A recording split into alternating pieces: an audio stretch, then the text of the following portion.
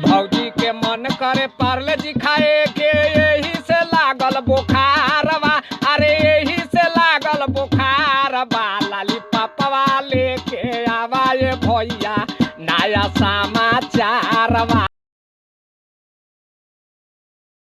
अब बिना आलू के बनता समोसा नहीं, बिना आलू के बनता समोसा नहीं, 77 के कवनो भरोसा। लड़कवन का नमवा बता दिया। लड़कवन का नमवा का बताई, कुल आधा छितराइल है, खाली 27 टू घरे बाटे। आशा, गीता, रीता, बबीता, सरिता, मीना, चांदनी, साधना, मुस्कान, सुस्कान, रेणु, पूजा, चंदन, बंदन, लल्लू, मल्लू, भल्लू, कल्लू, अशोक कुमार, अजय कुमार, अमित। दोस्त तोर माल बड़ी मस्त थी रे। थैंक यू एक बार देवाओ ना।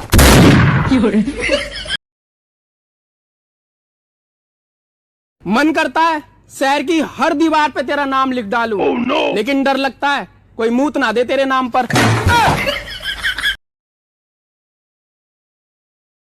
देख जैसे हम गाना गाएम तो ईटा खाली वैसे हमरा छाती पे ठेका देवे के बा, ठीक बा। ये दिल बन जाए पत्थर का